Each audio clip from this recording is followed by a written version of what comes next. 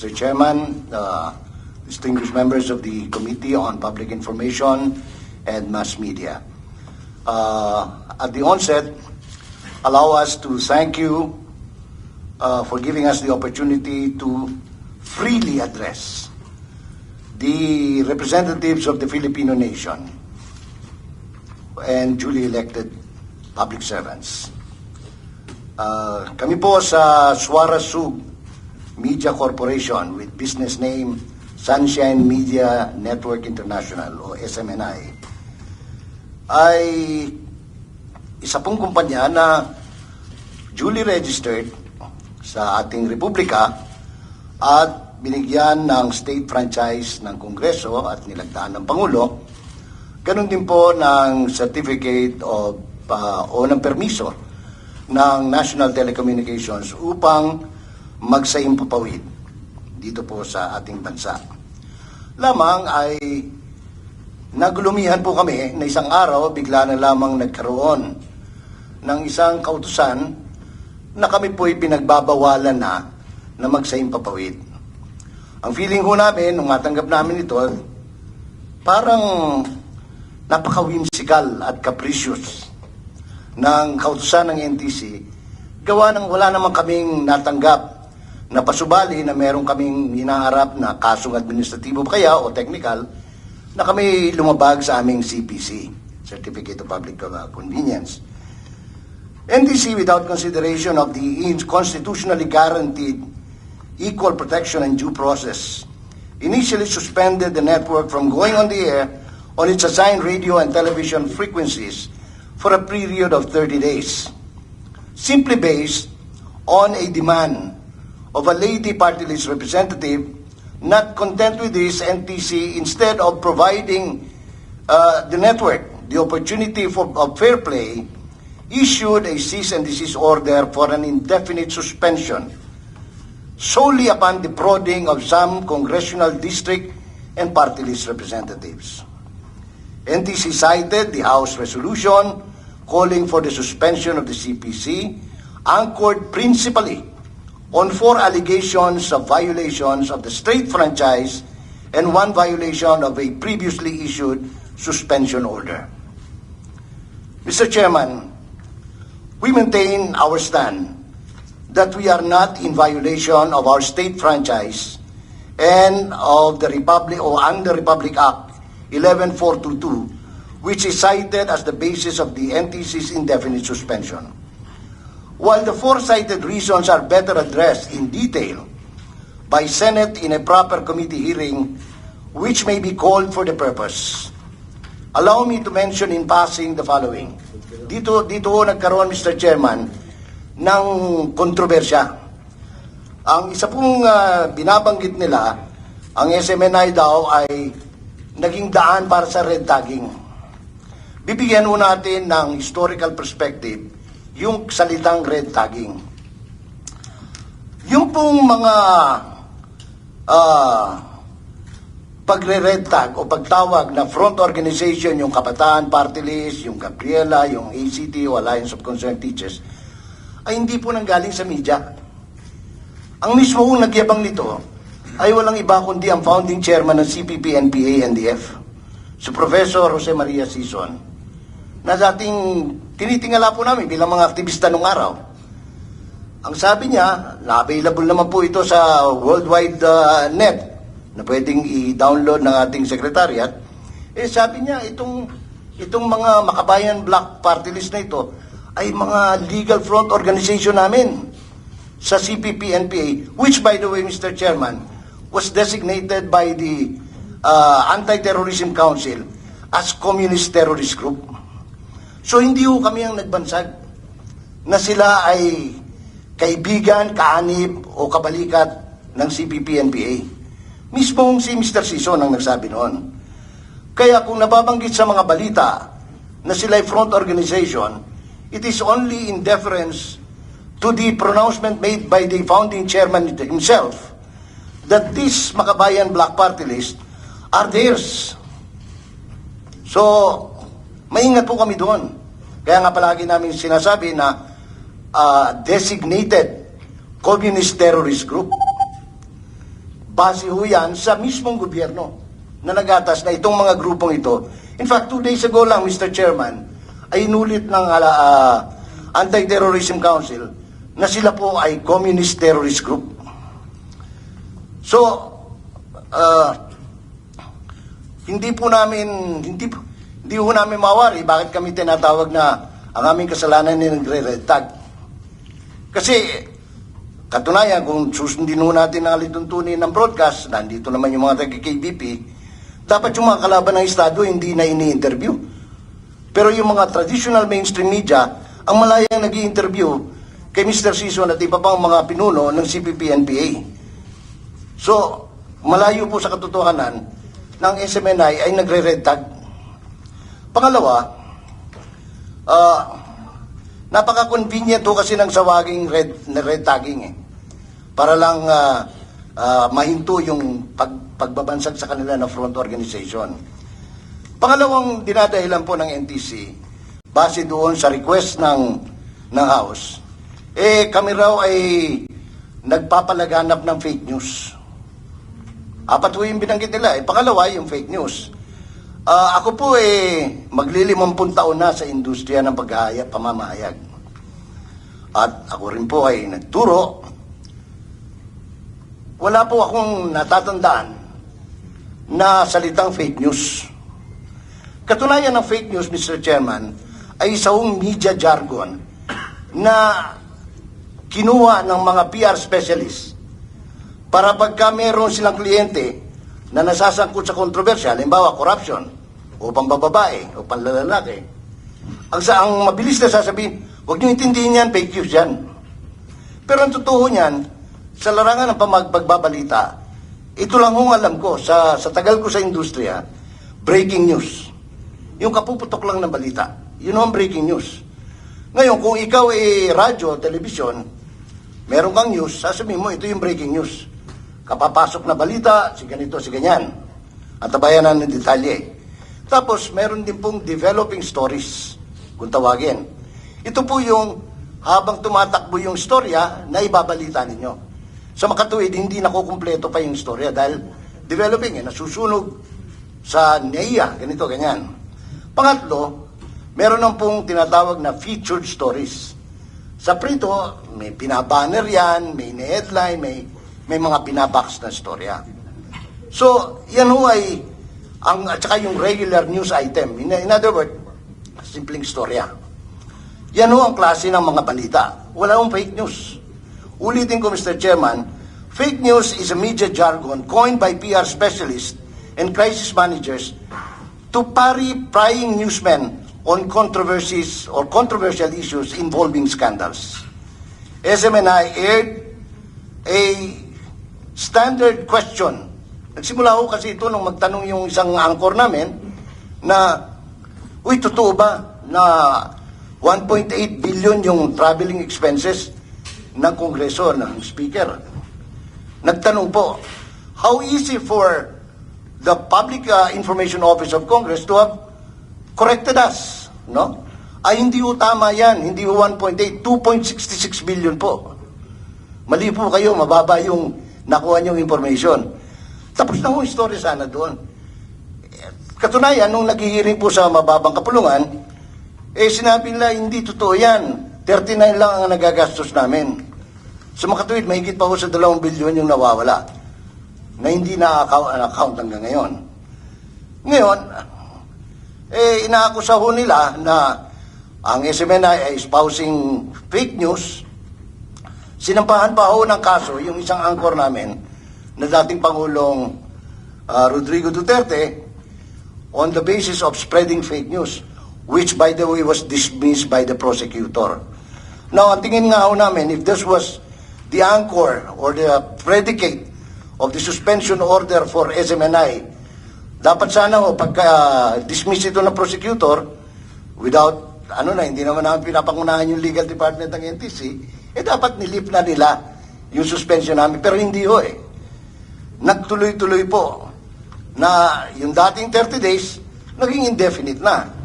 Samantalang yung nag-aakusa ng fake news, na-dismiss nga yung kanyang kaso. The same complaint was dismissed by the prosecutor. May dalawa pa hong sinasabi silang dahilan kung bakit kami sinuspindi, which can better be explained by our legal department. No? Si Atty. Suplico, isang veteranong mambabatas at matagal na nagpa-practice ng broadcast, anong tawag nito, sa mga prangkisa, sapagkat siya ay isa rin pong may background sa electronics communications engineering. Hindi kaila po yan. At si Attorney Mark Tolentino, na isa rin pong professor ng batas, no? Professor of laws in the academe and an active court litigator. Maraming salamat po, Mr. Chairman. Maraming salamat po, Kajay. Napakaganda po ng inyong pagpapaliwanag. Maganda po yun, breaking news. Oo. Developing stories. Developing story. Featured stories. Featured story. At saka yung regular news items po. Ibig sabihin nyo po yung progression ng balita. Yun po. There's no such thing as fake news. Kasi lahat ng balita, kukunin muna yan, tapos ganun po ba yun? Sa totoo po, ako'y nag-practice din ng crisis management. Opo. Yun ang ina-advise namin sa kliyente namin pagka may skandal. Sabihin mo fake news para tapos ang storya. Kasi pag nagpaliwanag ka, alam nyo na, maurirat po yung mga newsman. Pero pag sinabi mong fake news, pati sila hindi nila naintindihan yun. Dahil wala naman yung fake news talaga eh. Salamat po, Kajay. Opo. Binanggit po kayo, Sir, patuhay ko po kayong congressman o attorney, boss. Okay na lang po, attorney, Senator. attorney. Supreme po. Nabanggit po kayo ni Kajay, pwede po kayong magbigay ng pahayag. Well, ako po ay nag-umpisa ng aking practice dyan sa FTC nung panahon pa ng mga pagers. Wala na ngayon yun, pag pupunta. Oo. Info page, power page, pocket bell. So, easy call. Pero hindi ko kliyente yung easy call. Kliyente ko yung power page, info page, iba pa no. Doon nag-umpisa yung practice ko po sa LTC. So, hindi naman namin nakalain po na magkakaroon ng development ang cellphone. wala sa isipan namin. So, ngayon po, nagugulat lang kami na itong sitwasyon ngayon, nag-develop ng ganito. Alam niyo po, malaking network na ito eh. 58 stations nationwide. Makikita niyo po, malaki ang pera na ginugugol para i-develop yung stations na yan. Out of the 58, 30 na yung operating. Yung iba po, in the process pa ng to be operated. Nationwide po. At ang tao pong mawawala ng trabaho doon, masyadong malaki. Ang pag-develop na ng substance o content, malaki rin yung ginugugol po dyan. No? At ipagkiti ko lang po na ito yung stasyon na nag-sponsor po ng presidential debates na pinuntahan po ng ating Pangulo. Doon po sa Okada po. At ako po isang panelist doon. So, nung nangyari pong pagsara, nabigla ho kami kasi akala ko po mayroong due process clause yung ating saligang batas. Ang due process clause po ay nakikita po yan sa section 1, Article 3, Bill of Rights. Unang-unang po yan. Lahat po na provisions ng Bill of Rights, sumusunod po doon sa Article 1. Nakalagay po yan, no person shall be deprived of life, liberty, or property without due process of law, nor shall anyone be denied the equal protection of the laws. Nung bumagsak po sa amin yung suspension order, yung 30 days, wala po kaming kamalay-malay. Nung bumagsak po yung indefinite suspension order, wala rin po kaming kamalay-malay. So, ano po ang ibig sabihin ng due process clause? Simple lang po, fair play. Fair play lang po. Wala na po. Yun ang pagkaintindi po ng taong lumalakad sa kali ng ordinaryong tao. Ano bang due process clause? Mahirap explain eh. Dalawang salita, fair play. So kami ba ang karoon ng fair play dito? Parang wala po eh. Wala po kaming fair play dito. In fact, pati yung sinabi nila na nag-operate daw doon sa Rojas City, yung isang stasyon namin na sinara na namin para po mag-comply doon sa 30-day suspension order. Nag-operate daw, hindi namin nakita we were never made to confront the evidence against us. Pati lang po yung ito po, no? Yung kaso po complainant yung NTC. Ngayon lang ko nakakita po na sa kanilang tribuna, sila po complainant. Mahirap po yun. Wala ko. Oo. Nangyari nga may pre-hearing conference. Alam niyo yung pre-hearing conference, nung tinawag ng isang araw, katulad po yan ng pre-trial conference. Ang abogado po, hindi basta-basta pupunta doon. Kailangan po represented kayo. Kailangan meron kayong special power of attorney na bit-bit. Kasi among others, baka pwedeng arigluhin. Baka pwedeng ilimit yung issues. Baka pwede pong ilimit ang number of witnesses. Nakakatawa ko, pero absent sila sa kanilang tribuna. Ang NTC po, complainant sa sariling tribuna, absent din siya sa pre-hearing conference. Parang lahat na rules ng NTC ito tinapo na sa bintana Hindi ito ang NTC na kung saan ako nag-umpisa ng practice, Mr. Senator. Iba na. No? Sana po alalahanin nila yung kanilang sinumpaan na dapat pag pumasok po ang isang kawani ng gobyerno, ay nagsusumpa po yan. Lahat po yan. No? Mula presidente hanggang ordinaryong janitor na to protect and defend the Constitution and give every man his due. Pakiramdam ko po hindi po ito na naalala ng commissioner at sa kanyang dalawang deputies. At nalulungkot po ako na 91 pa ako doon nag-practice 1991, 89 bar po ako. Ngayon ko lang nakita ng NTCI yung kanyang rules tinapon na sa bintana. Maraming salamat po, Senator. Maraming salamat po, Congressman. Maraming salamat po. Nabanggit din po kayo ni Yes, Kajay. Mr. Senator. Like also in addition to Attorney Rolex Suplico, i-explain ko sana po yung timeline sa nangyari ng SMNI. Yung NTC po nag-issue ng 30-day suspension last December 19, 2023. Ang basis ng NTC is only a mere resolution from the House of Representatives. Hindi nga tayo binigyan ng pagkakataon na magpaliwanag. It's just a mere resolution from the House of Representatives. So, ang ginagawa ng SMNI, nag-file po tayo ng certiorari petition sa Court of Appeals. But of course, the CA denied it on the ground that hindi daw kami nag-file ng MR sa NTC. So, ang ginagawa naman after that, so we did not file an MR to the Court of Appeals. After the 30-day suspension, ang ginagawa ng NTC, nag-issue naman sila ng indefinite suspension na wala namang hearing. So sabi nila that this suspension, preventive suspension daw. But when I say preventive suspension, at least may term 60 days ba, 30 days ba. Ngayon lang ako nakakita ng preventive suspension na indefinite.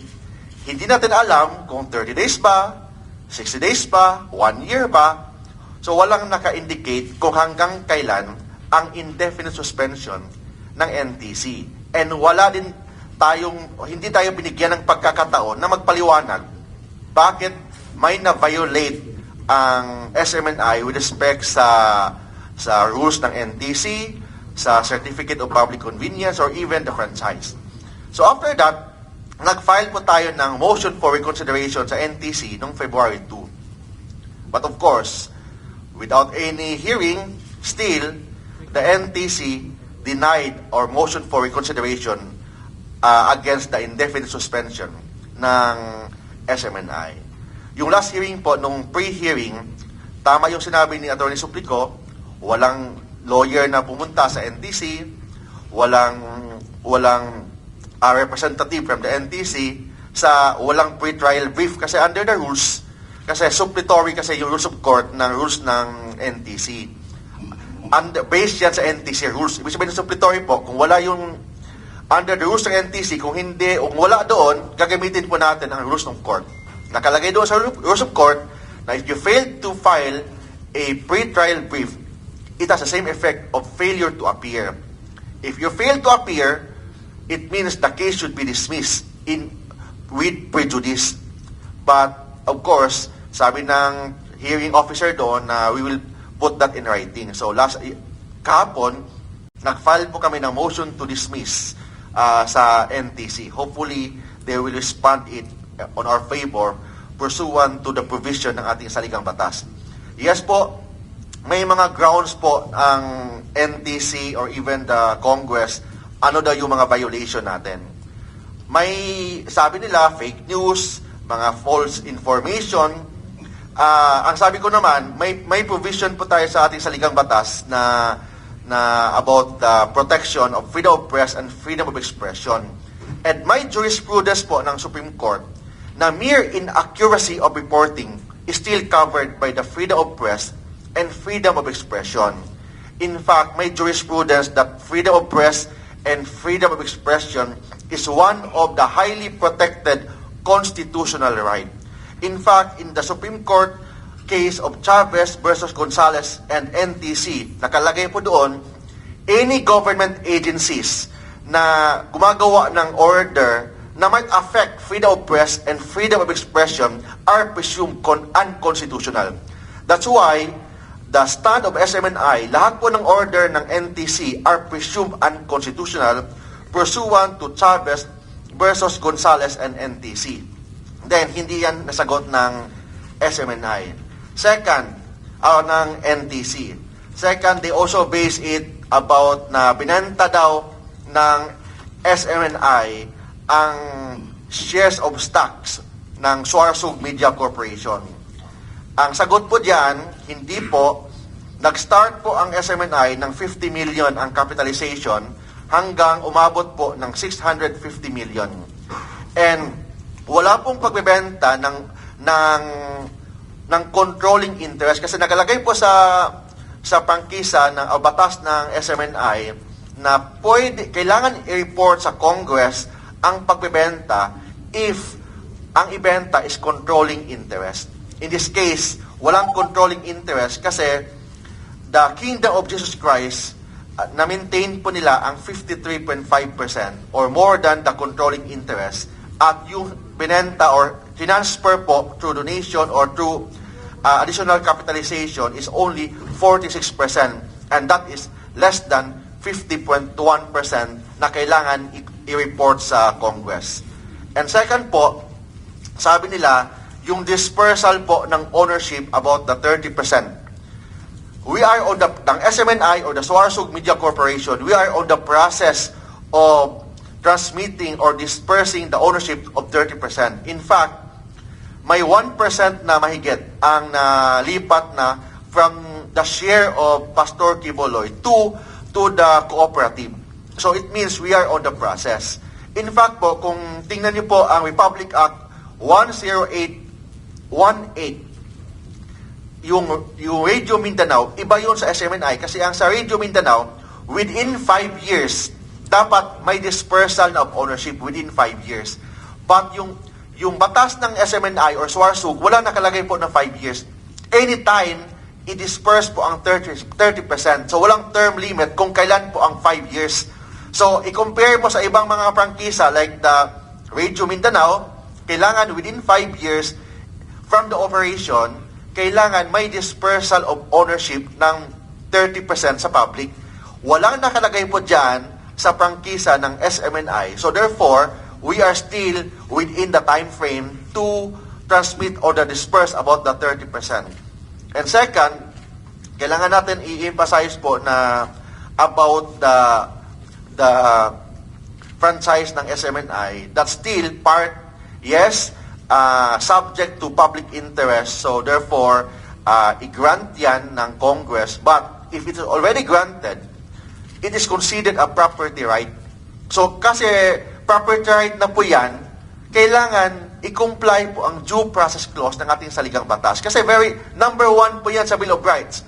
No person shall be deprived of life, liberty, or property without due process of law, and nor shall be deprived of the equal protection of the law. It means, Mr. Chairman or Mr. Senator, hindi po tayo binigyan ng pagkakataon na magpaliwanag. That's why we are very thankful in this committee na at least explain po natin one by one ano po yung stand ng SMNI na hindi po namin na-experience sa House of Representatives or even sa NTC. Kasi nakatanggap lang kami ng mga order ng NTC, December 9, January 18, March 18, na hindi kami binigyan ng pagkakataon na magpaliwanag. And we believe na lahat po ng order ng NTC pursuant sa decision ng Supreme Court in Chavez versus Gonzales and NTC are presumed unconstitutional. So therefore, the burden of proof na mag-establish that those resolutions are constitutional ang NTC. Hindi po ang SMNI or Suarasug, because freedom of press and freedom of expression is the highest protected constitutional right guaranteed by the Philippine Constitution as part of a democratic and republican government. Thank you, Mr. Chairman. Para magtayo ka ng himpilan, malaking gastos po. Kaya yung mga reliyon, dahil nagbabago ng takbo ng panahon, dati-dati sa mga simbahan lang, sa mga kapilya, ngayon nagbago na. Ginagamit na ng mga reliyon ang mass media sa kanilang evangelization. Imagine, ang sagka sa kalayaan pamamahayag, kung halimbawa meron ho tayo sa way of life ng Islam, meron tayong call to prayer sa umaga. Paano yun? Inaawit po yun. Pagka hindi mo narinig yun, hindi narinig ng mga mananampalataya ng Islam, sinagka mo yung kanilang yung call to prayer nila. Ganun din po sa Roman Catholic. Pagsapit ng alas 6, pag nanonood ka sa TV Maria, may Angelus po yan. Di ba? Ganun din po sa Iglesia ni Cristo. At hindi po biro yung pangangapital. Pag tinignan po niyo yung Net 25, 100 milyon ang ginagastos. UNTV, Progressive Broadcasting, gumagastos din po sila. Ganun din po ang Suarasug, nangapital ang Kingdom of Jesus Christ ng 650 million, hindi po ako nagkakamali. Kapag sinagka natin yan ng basta-basta, unang-una, sinagka natin yung evangelization ng reliyon. Especially now, in the modern Christian world, praise and worship are the best way of giving thanks to the Lord. CCF yan, Kingdom of Jesus Christ, MCGI. Yan ho pag nanood kayo ng TV ngayon, talagang yung mga awit, yung mga psalms, yan ho ang pinakamabisang paraan ng pagkaganyak sa pagbabalik loob sa Panginoon. Sa iba't ibang kaparanan, depende sa anong reliyon. Kaya nga ho, pag sinyat off mo yan, off the air, at yung tao, yun ang kanyang, dahil nga ho, doon na siya nakatutok para sa kanyang pananampalataya, parang mo sinabi na rin, huwag na kayo maniwala sa Diyos dahil off the air kayo Yun ho ang dating sa akin. Kaya medyo, nung po nangyari yan, ako'y talagang nabalisa itong pagkakasara. Hindi dahil sa ako'y kinuha consultant nila, kundi bilang isang mamamahayag na halos 50 taon na sa industriyang ito. Kaya sana po makapagpanday kayo ng mga panukala at kami naman po na mahandang tumulong sa pagbabalangkas na yan o nakikinig sa aming himpilan at sa tingin niya ay may kalabisan doon sa paghahayag. Pwede po siya mismong magreklamo sa amin dahil meron po tayong editorial board. Sila po ang magsisiyasat at magpapataw ng karampatang parusa kung kinakailangan, kung yan hindi lang po sa SMNI kahit sa mga non-member ng KBP. Example po,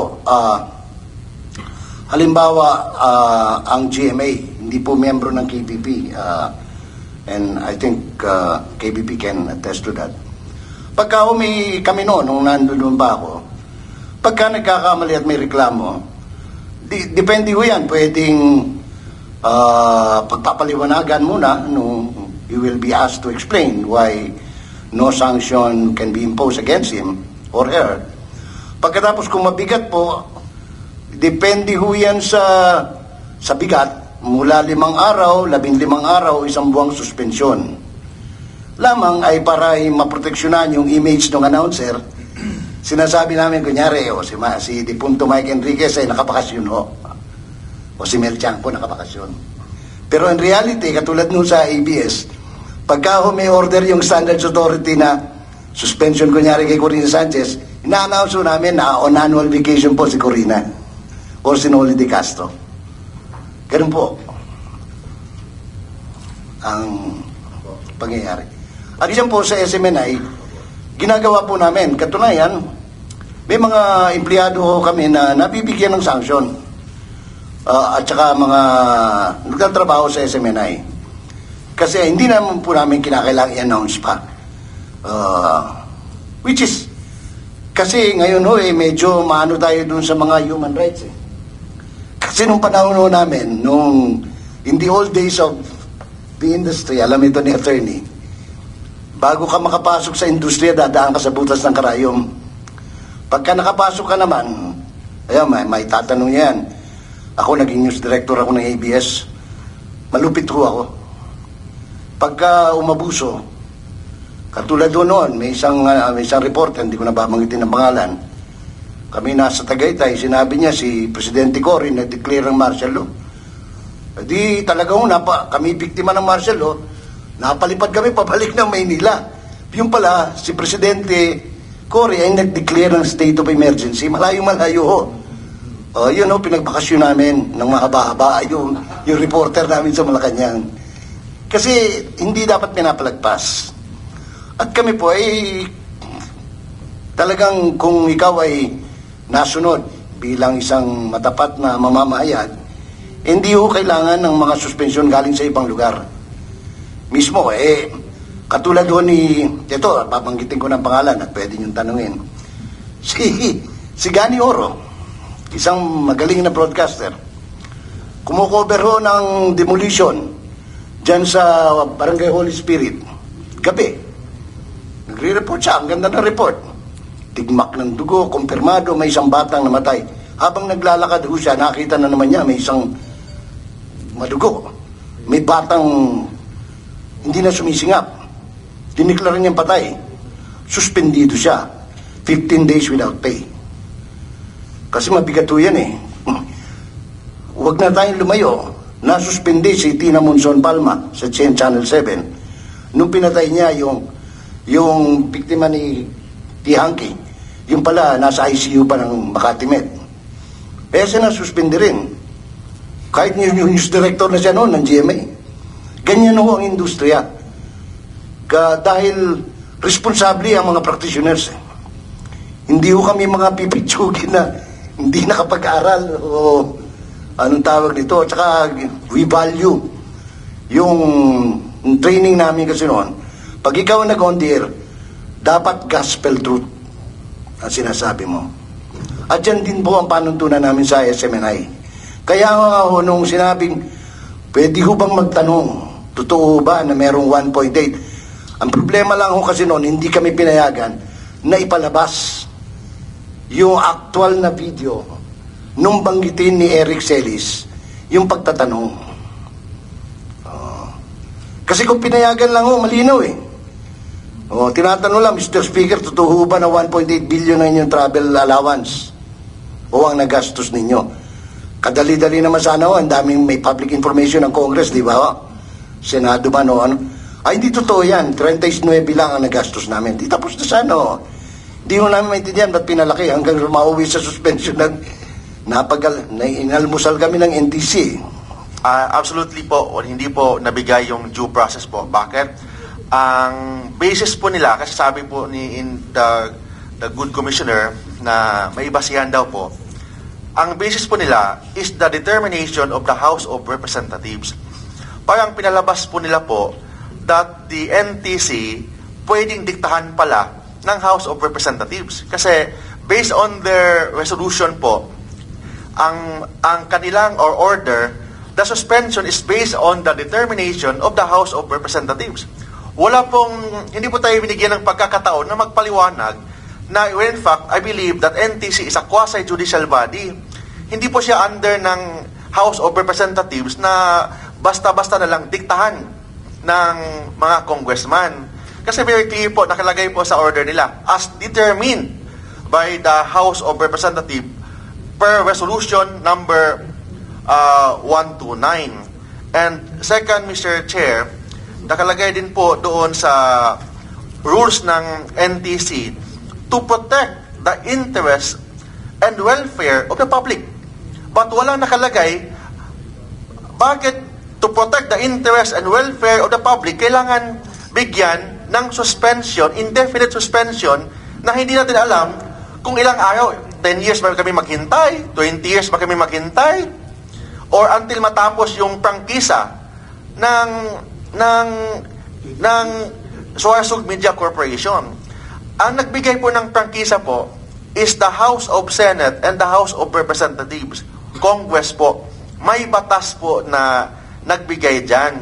So, ibig sabihin, mawala ang prangkisa through amendment of a law. Not just a mere order of a quasi-judicial body na hindi nga tayo binigyan ng pagkakataon, walang hearing, walang notice, in fact, documented po as determined by the House of Representatives. Ibig sabihin po, inaamin po ng NTC na nagpadikta sila ng congressman or ng House of Representatives. Yun na po ang masabi ko po. Linawin ko po, ibig niyo pong sabihin ang ginawang investigasyon ng NTC, Wala po investigation po. As based lang po sa determination ng House of Representatives. So wala pong investigation, wala pong hearing, hindi tayo binigyan ng pagkakataon. So very clear po, the NTC violated its own rules. ulitin ko po, naguluhan ako. Ibig niyo pong sabihin, yung pong indefinite suspension ninyo galing sa investigasyon ng House? Yes po. Ito po yung order ng NTC, nakalagay po, as determined by the Committee of the House of Representatives. So ibig sabihin po, yung kanilang resolution, nagbase lang po sila sa legislative investigation. So, violation po yan ng separation of power kasi the Congress is under the legislative body and NTC is under the executive department. So, ibig sabihin po, sinurrender po nila ang quasi-judicial power or function ng NTC and nagpadikta po sila through a document. Hindi po ako nagsasabi po nito. This is a document issued by NTC na nakalagay po doon as determined by the House of Representatives. This document is dated December 19, 2023, and also the order issued by the NTC dated January 18, 2024, and March 18, 2024. So, ibig sabihin po, hindi lang isang dokumento na inaamin po ng NTC na nagpadikta sila o nagsinurrender po nila ang quasi-judicial power nila ng House of Representatives. We are in a presidential system po. When I say presidential system, iba ang executive department, iba ang legislative department. Separate po sila po. But in this case, walang hearing, walang notice, walang investigation. Sabi nila, motu proprio. Motu proprio, but based on the determination of the House of Representatives. Where in fact, nakita nyo man po, in the Legislative Committee sa House of Representatives, hindi po tayo binigyan ng pagkakataon na magpaliwanag. In fact, dalawa po sa mga anchor ng Suarsug nakulong ng 7 days dahil lang sa na-contempt daw. And in fact, kung magsalita po tayo, 1 sentence, 2 sentence, may mga pananakot na po na ma-contempt po kami ni Congressman, ni Attorney Rolex Suplico. So, and documented po yan, public knowledge po yan, na dalawa sa aming mga anchors po ang nakulong. Nakulong for 7 days, isa sa anchor po namin, no less than the former President Duterte, dinimanda sa sa Quezon City Prosecutor's Office. So, yun po ang nangyari na I'm sure hindi po matanggihan ng NTC kasi properly documented po yan. And inamin po nila ng basis po nila for the suspension or the indefinite suspension is the resolution of the House of Representatives. Salamat po. Hindi ko na po masyadong dadapuan pa kung ano po yung kaso pa kasi nasa court na po kayo, no? Per record po, wala pong kaso po. Actually po, yung magpa-file pa sana kami ng kaso. Kung may nag-file ng kaso po, it's not the NTS, it's not the Suarsug Media Corporation. Mga individual person like the person of Attorney Roque Yung mga angkors. and mga anchors, they're filing in their personal capacity. Hindi po ang network. So, ang network po, hindi po kami nagpa-file pa. But we are planning to file. We are admitting that we are planning to file a criminal and admin case po sa Ombudsman against the officials ng NTC for grave abuse of authority and graft and corruption. But plano pa lang yan. Hindi pa namin ginagawa yan kasi maybe baka magbago pa yung isip or baka ayusin pa nila yung kanilang pagkakamali po. Okay po. May gusto po kayong sabihin? Opo, siguro sasamantalahin ko lang pagkakataon, Senator Padilla. Kasi nung pong pulong sa mababang kapulungan, nung ako'y maimbita, sabi ko, ito'y magandang pagkakataon para malaman ng Kongreso kung anong nangyayari sa industriya at kinakailangang ayusin.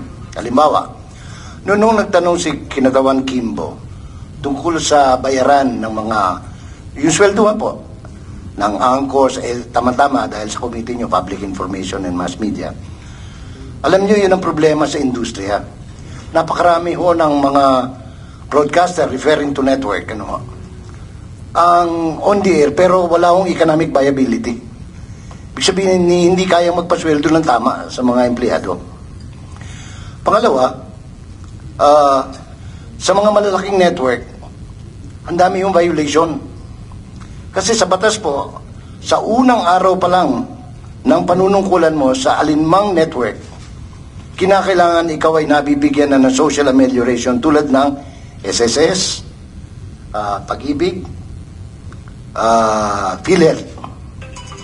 Maniwala kayo sa hindi, matagal na tayong pareho sa industriya, Mr. Chairman, mahigit po sa kalahati ang walang SSS, walang PhilHealth, walang Pag-ibig.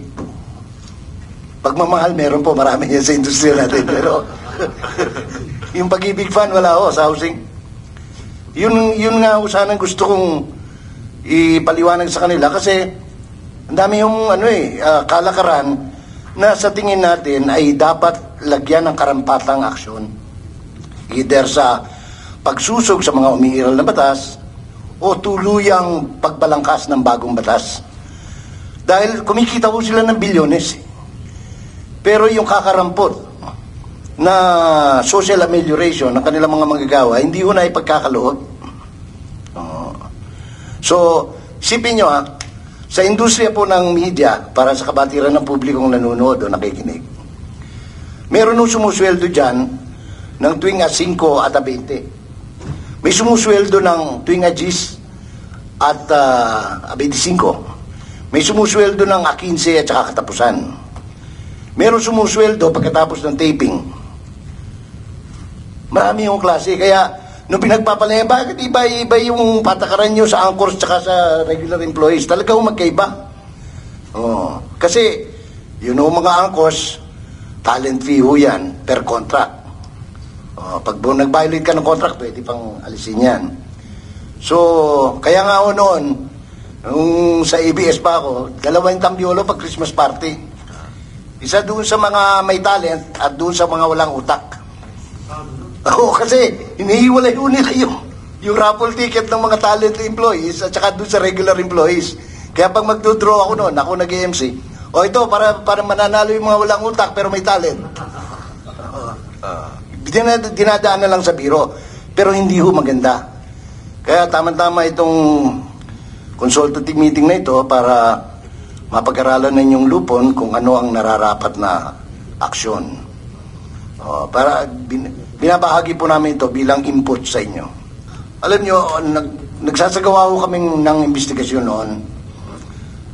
Hindi pa kami tapos dahil ongoing po sa House.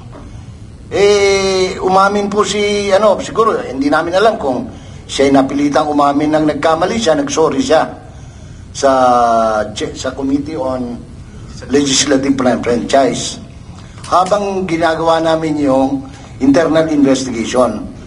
So, kung inamin niya at siya po'y nagsorry na nagkamali siya, sabi namin, ano pang silbi nitong investigasyon natin? Kasi umamin siya. Hindi namin alam kung anong nag-trigger sa kanya. So, pursuant to our guidelines, we have to impose disciplinary action on him. That's why he was suspended from going on the air for ilang araw yon? 10 days. Kasi kami nga sabi nga namin, ma-stricto sa sa broadcast yung yumaong ni Locampo, hindi lang nakasagot sa radyo sa akin, sinuspindi ko ng 5 araw Pero sa inyo po, Kajay, sa inyo pong opinion, ilabas po natin yung paghingi niya ng dispensa. Malamang po talagang mahilig lang siyang humingi ng dispensa. Kayo po, mismo ang SMNI, sa inyo pong... Kami kung nagtuloy sana yung investigasyon at na-review namin yung TOA, tape on air ang tawag natin dyan, noong unang panahon, makikita namin doon yung bigat sana nung kaya nga sinasabi ko kuminsan ito yung problema natin sa Pilipinas. Dahil because we come from different regional tongue, yung dila natin. Kuminsan, yung sinasabi ng isa, pagka hindi siya bihasa sa pananagalog, nagiging iba ang dating. No? Diba, naglibog, magkuhan niya, Bisaya yon. Pag ginarinig na Tagalog yun, sabi mo, bastos naman nun. Pati yung libog niya, pinag-uusapan on the air. Pero actually, nalilito ang ibig sabihin nun. So, in the case of Ka-Eric, Ilonggo So, kasi pag inilonggo, ay mga kabyan na bato na ito ng istorya nga daw 1.8 million gidang travel expense ang ato ng speaker. Pag kaya nung nagtagalog siya, sabi niya, baka po totoo ito na 1.8 billion. Nagtatanong lang po, sabi niya. So, talaga pagtatanong, pag nireview mo yung TOA, dala po namin yung USB kung mamarapatin yung... Dala niyo po ba? Maganda po kung makita po natin. Para at least, yun nga kaya ako, kasi galing din ako ng probinsya, importante yung yung tono Kaya kahit si Presidente, di ba? Si Presidente Duterte, kuminsan hirap na hirap siya mag-direct translation ng ng Tagalog, from Bisaya to Tagalog. Kaya siguro yan ang kailangan medyo lawakan natin yung pangunawa sa ating mga kababayan. Kasi, kaya nga ngayon, mahaba po yung debate kung alin ang national language natin, kung Tagalog ba o Bisaya o Ilocano kasi magkakaiba ho talaga